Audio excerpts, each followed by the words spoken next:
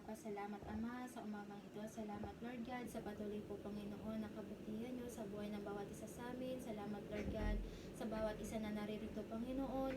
Lord, patawarin niyo po kami, Ama, sa aming mga pagkakasala at sa mga pagkukulang po, Panginoon, na gawa namin sa inyo. And we pray, Ama, na patuloy niyo po kaming bigyan ng knowledge and wisdom, Panginoon. Pangunahan niyo po kami at patuloy niyo po, Ama, na i-bless ang aming aaralin ngayong umaga, Panginoon. Nawa patuloy niyo po kami, Ama, na tulungan, na patuloy na lumago, Panginoon, at matuto sa inyo. At salamat po, Panginoon, sa umagang ito na mayroon po kaming bisita. Nawa, Lord God, I pray na ikaw po, Panginoon, ang manguna sa kanya. Patuloy niyo po siya, Ama, na tulungan. Patuloy, Lord God, ikaw po ang magligtas, Panginoon, at bigyan mo rin siya, Lord God, ng understanding sa iyong mga salita. Lord God, maraming salamat po. In Jesus' name we pray. Amen. So, yung aking devotion po ay makikita sa Luke chapter 13, verse 38 to 42. So, ilang beses na rin po natin narinig. So, Ano yun, sis? Luke chapter 10, verse 38 to 42. Babasahin ko po. Verse 38, ngayon, ito ay nangyari habang sila ay humahayo na siya ay pumasok sa isang nayon at isang babaeng nagngangalang Marta ang tumanggap sa kaniya sa kanyang bahay. 39, at siya ay may kapatid na tinatawag na Maria na siya ring umupo sa mga paanan ni Jesus at nakinig sa kanilang salita. 40, ngunit si Marta ay nabigatan tungkol sa maraming paglilingkod at lumapit sa kaniya at sinabing, Panginoon, hindi mo ba inaalintana na ang aking kapatid ay iniwan ako upang maglingkod ng mag-isa? Pakiusapan siya sa makatuwid upang tulungan niya ako. 41, at si Jesus ay sumagot at nagsabi sa kanya, Marta, Marta, ikaw ay nababalisa at nababagabag tungkol sa maraming mga bagay. 42, datapwat iisang bagay ang kinakailangan at pinili ni Maria yaong mabuting bahagi na hindi maiaalis mula sa kanya. So, sa atin bilang isang Kristiyano, Luke chapter 10, verse 38 hanggang 42 na ito rin yung gusto ng Panginoon sa atin bilang isang Kristiyano na dapat ma-determine natin ano ba talaga yung kailangan natin. So, pinamagatan ko po siyang, do not exchange the value of your service. So, kung titingnan po natin ngayon, di ba, ang dami-dami ng mga religions ngayon na lumulutang, pero makikita natin ano ba talaga yung service na mayroon na binibigay tayo sa Panginoon. Amen. So, sabi dito, una, sabi, always focus on the word, not on the world. So, makikita natin, oo, ang dami-dami, katulad ngayon, ang dami-dami nagdi-day off, pero makikita natin saan yung mga tao, di ba? Makikita natin dito na ang gusto ng Panginoon na magkaroon talaga tayo ng ng oras sa salita ng Panginoon. Kasi paano natin matututunan yung Word of God kung hindi natin siya bibigyan ng oras? So tulad ngayon na napakarami talaga mga distraction na ibinibigay ang sanlibutan. 'Di ba? Social media, so grabe talaga. Kahit ako, naaano din ako pag minsan nalulungkot ka. Mas marami ba tayo na ibibigay na oras doon natin namamalayan na nauubos na yung oras natin sa ganong bagay na walang kabuluhan. So, tulad dito na si Marta na pinapakita doon ng Panginoon, para siya yung isang uri ng Kristiyano na fledgling Christian. Ibig sabihin, baga na parang malayo yung puso niya sa Panginoon. Busy. So, tayo, nature natin bilang isang tao, na kapag may bisita tayo, yung bang aligaga tayo sa pag-aasikaso. Pero lagi natin tandaan na at pinapakita ng Panginoon, dapat mas focus tayo kung ano yung kailangan natin. So dito kasi si Jesus Christ, kumbaga sa time natin, nagsosoul winning, nagtuturo siya ng salita ng Panginoon.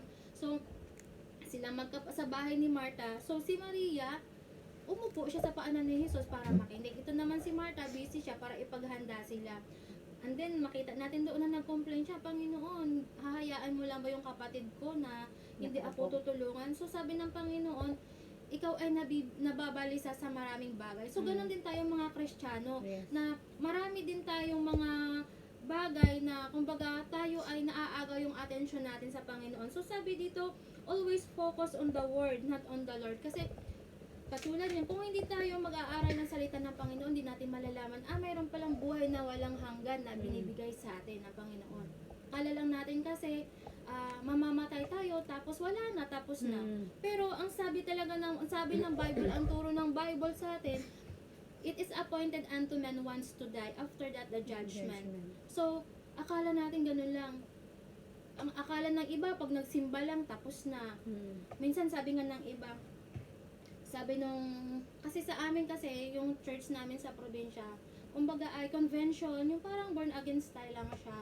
So, mababaw lang yung teaching niya. Kaya ako nagpapasalamat din ako sa Panginoon na, kumbaga, nagkaroon ng church na talagang nagtuturo talaga Bible to Bible.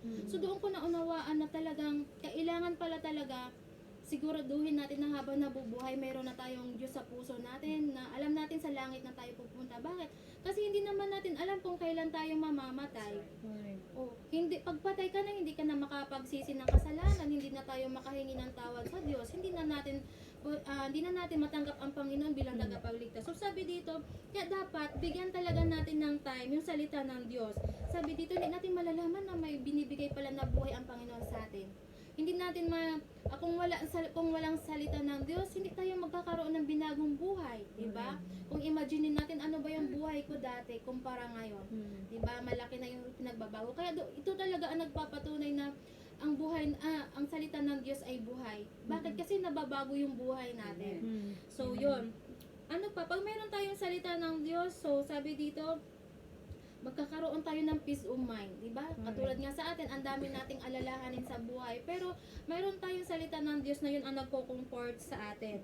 So, ikalawa, always focus on the Lord, not on the load. Kumbaga, di ba, yun nga, dami tayong mga gusto sa buhay, kaya minsan, nawawala na tayo sa kalooban ng Panginoon.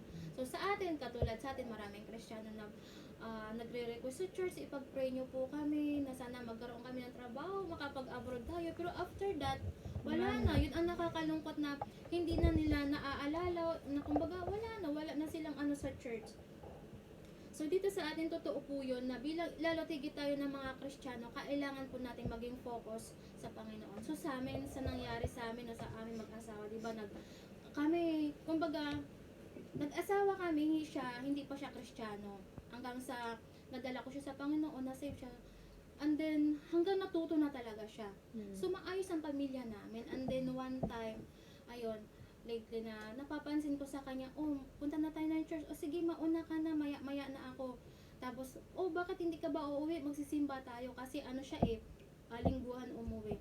So, doon, parang nagkaroon ng butas ang Diablo na dahil kapag tayo ay laylo o paisi-isi na lang sa Christian life natin, hindi tayo naging focus sa Panginoon.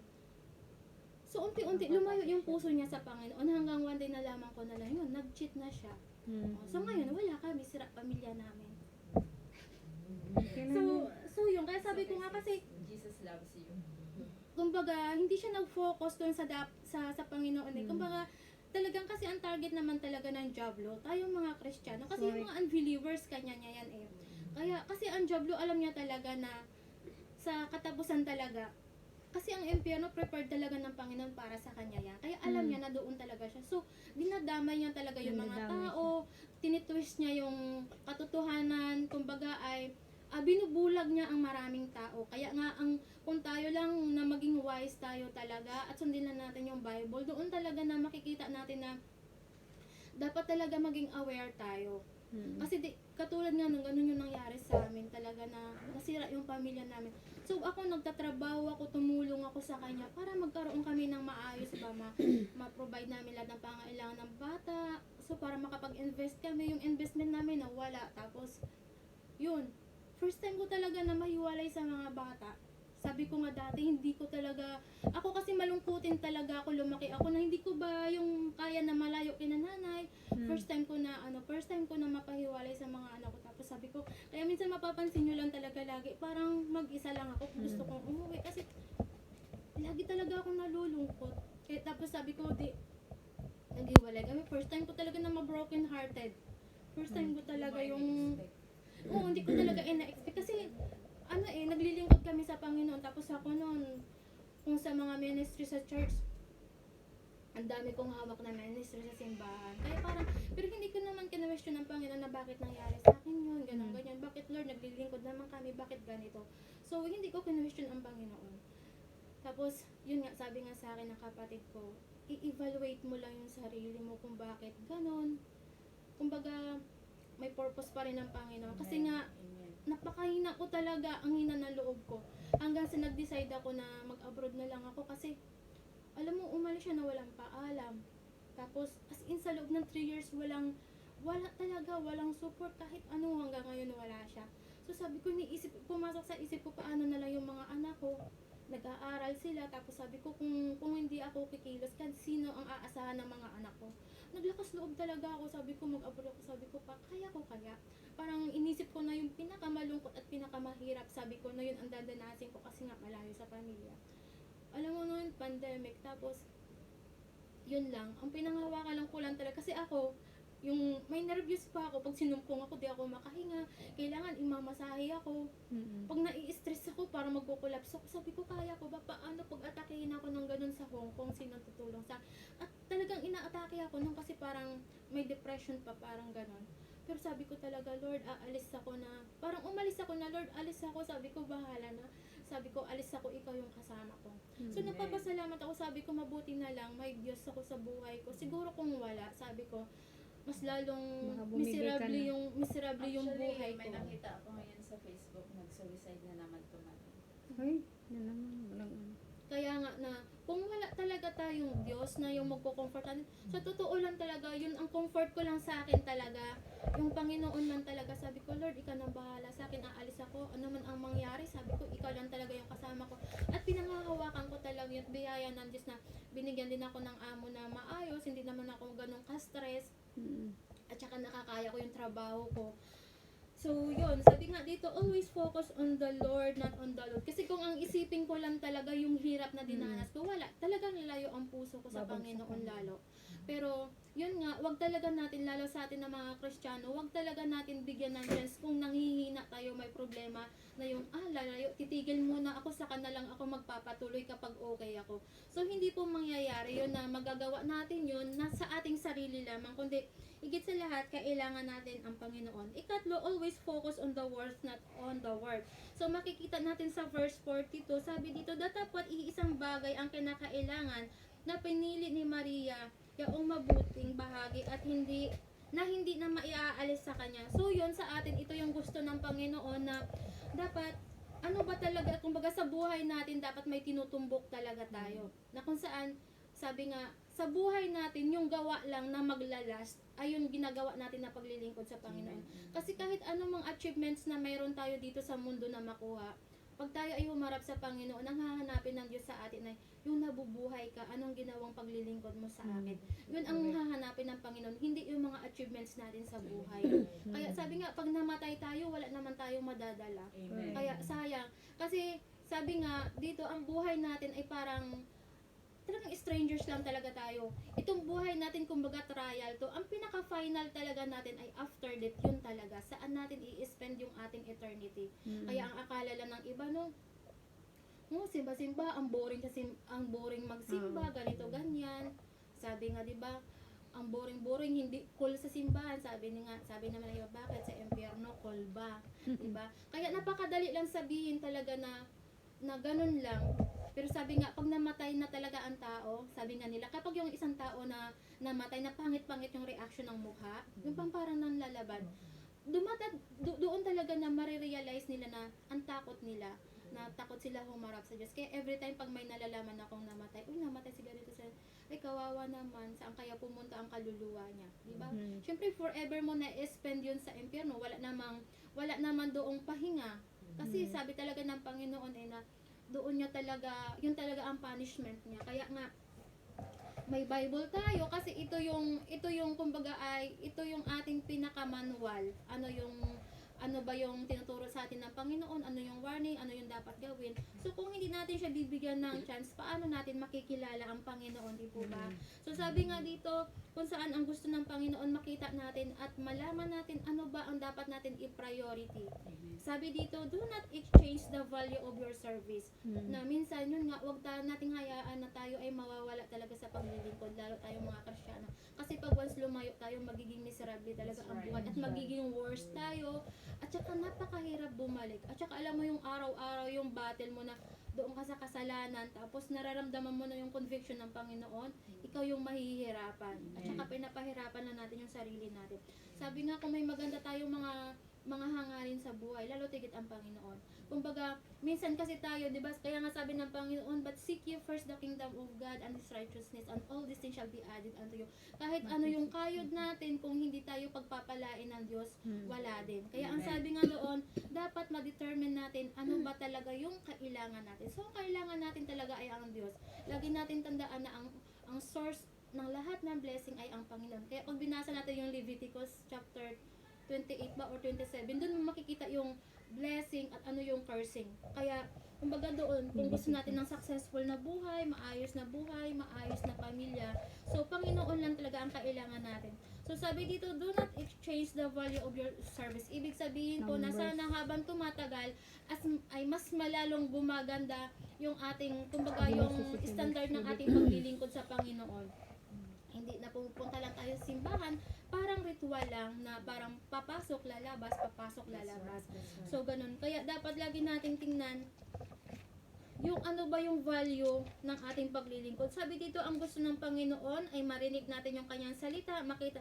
Sabi dito, to hear His word and grace and truth. Kasi yung katotohanan ng Panginoon, yun ang magtuturo sa atin, yun ang magpapalaya sa atin kung ano man yung mga kahirapan na nararanasan natin. To know that we are loved and valued as children of God.